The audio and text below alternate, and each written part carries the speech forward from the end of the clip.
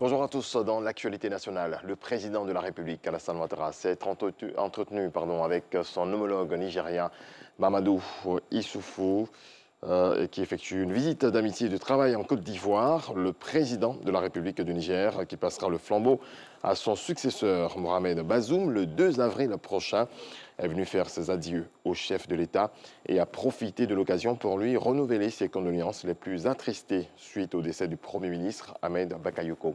Je vous invite à écouter les chefs d'État.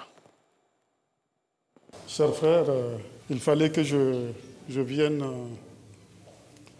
te voir en tant que président de la République du Niger pour te dire au revoir, parce que le 2 avril prochain, je vais passer le témoin à un nouveau président démocratiquement élu par le peuple nigérien.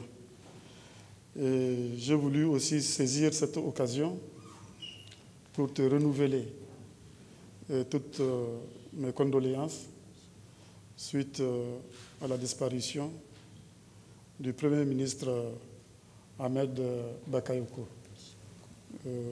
Toutes mes condoléances et à travers moi, c'est l'ensemble du peuple nigérien qui pleure le Premier ministre Ahmed Bakayoko.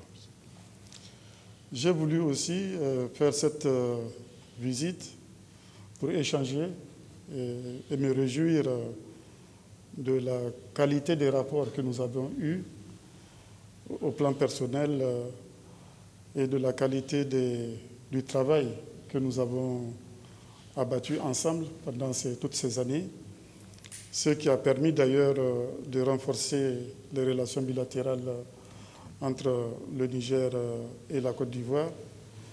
Et ce que nous avons fait ensemble a permis d'enregistrer également des progrès au plan de l'intégration, aussi bien au niveau régional, au niveau de l'UEMOA, au niveau de la CEDEAO et à l'échelle du continent. Merci, Monsieur le Président. Merci pour ces paroles très aimables et votre mot de condoléances. Vous connaissiez bien Ahmed Bakayoko et Amadou Gon Coulibaly. Donc, ce sont deux personnalités de grande qualité qui nous ont quittés ces derniers mois. Et j'ai apprécié à chaque fois la représentation du Niger par votre Premier ministre, qui a toujours été à nos côtés. Donc, grand merci pour cette marque de solidarité. Et je tiens aussi à vous féliciter pour votre décision. Et ce qui importe pour nos pays, c'est la paix. Et nous sommes très attristés de voir toutes ces attaques. Récemment à Tillabéri, à Tawa, avec plus de 100 morts en une semaine. Et évidemment, je vais vous dire que nous sommes totalement engagés à vos côtés.